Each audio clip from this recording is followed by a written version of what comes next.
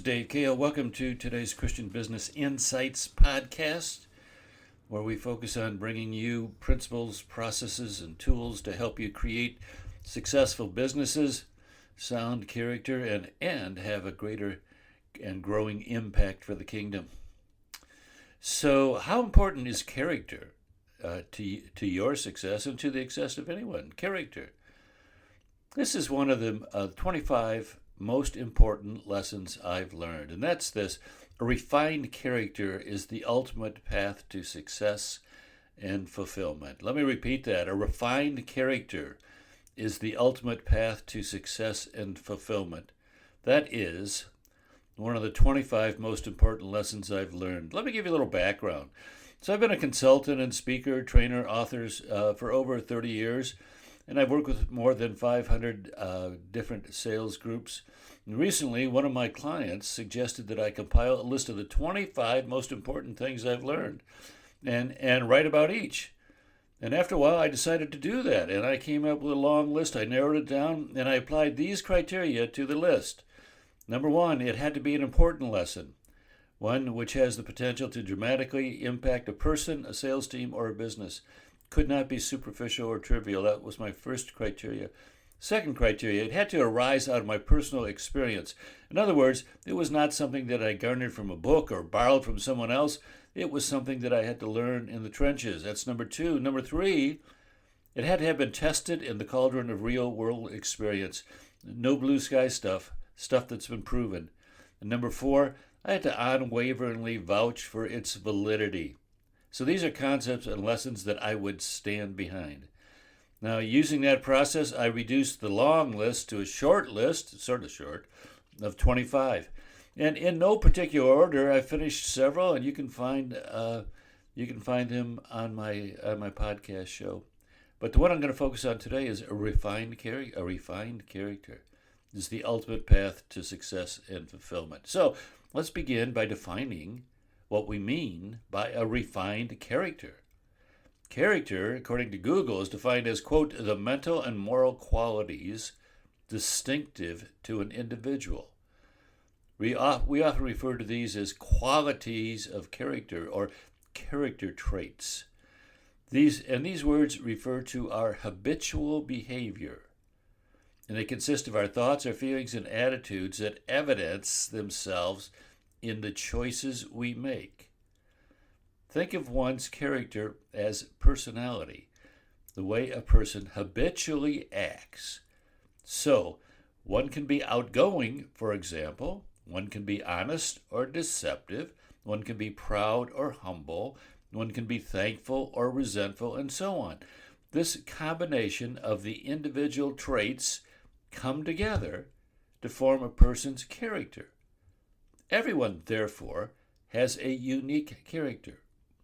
And while much of our character develops in our childhood, at some point in our development, we can decide to intentionally acquire certain desirable traits. We're not bystanders in the development of our character. For example, if we're shy, we don't have to continue to be shy. We can choose to change.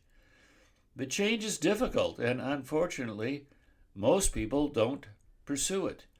James Allen, writing over 100 years ago, said, quote, men are often interested in improving their circumstance, but are unwilling to improve themselves. They therefore remain bound. James Allen. Well, a refined character is a set of traits. A refined character is a set of traits that have been intentionally built into one's personality, but not just any traits.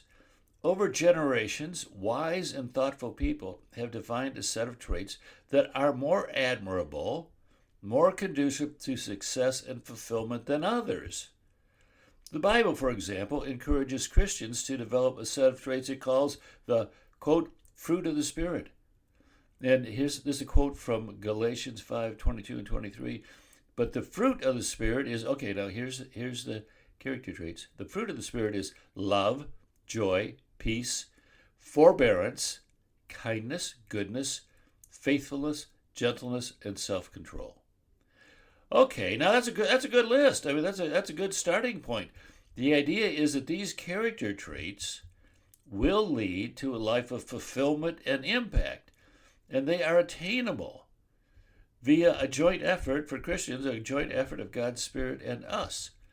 Now, one of the core strategies to live a successful life, then, is to develop a higher set of traits, to pursue, in other words, a refined character.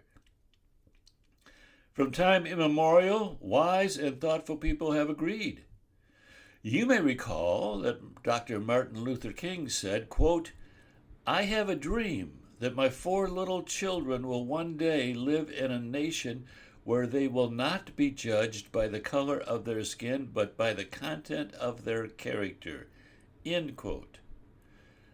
But it seems that in recent years, the acknowledgement of the power of a refined character has been jettisoned in favor of an emphasis on far more superficial characteristics. We are encouraged to hire people not on the basis of their character and their knowledge, but on the basis of their skin tone, ethnic background, or gender. We are told to celebrate not the accomplishments of self-discipline and commitment, but rather one's sexual proclivities. We've abandoned character as the standard. At every level of our society, the consequences are huge.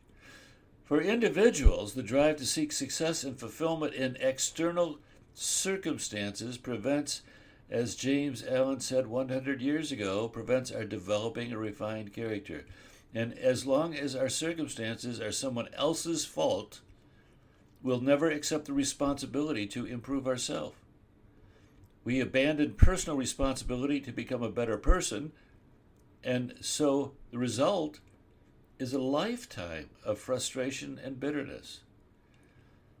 Someone once said, and this is anonymous, quote, "Watch your thoughts, they become words. Watch your words, they become actions. Watch your actions, they become habits. Watch your habits, they become character. Watch your character, it becomes your destiny." In business and organizations, the purpose gets lost in the drive for diversity. It is no longer the organization's focus to be the best by delivering high-quality service and products driven by motivated people, but rather to look inward and focus on the superficial characteristics of the workforce. When becoming the best is no longer pursued, one naturally defaults to mediocrity. As an outsider looking into over 500 sales forces, I've observed that in spite of the rhetoric of the politicians, talking heads, and social media maverns, character does count. The best salespeople are high-character individuals. The best sales managers are motivated by the fruit of the Spirit type motivations, and the best companies are directed by high-character people. Those who focus on outside circumstances and blame someone else for their issues inevitably sink to mediocrity and often bitterness and frustration. You can't build a successful business with employees who think of themselves as victims. While government can tolerate and maybe even encourage mediocrity, and while institutions can accommodate a percentage of their employees who aren't interested in character, business just has no margin for the mediocre. A business that doesn't understand and encourage a refined character is doomed to mediocrity and eventual demise. At the level of our society, when we abandon a refined character as the value for which we strive, we take a step backward.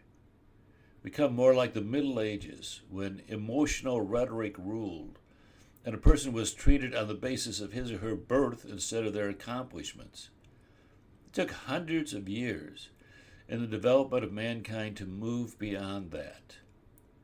Unfortunately, our abandonment of character is a step backwards. It's not surprising that on almost all measures of a healthy society, the U.S. is moving downward toward mediocrity.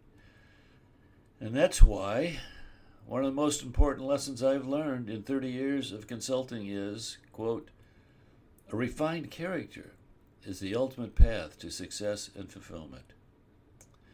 Now, a refined character means that you continually strive to become better, become the best that you can be.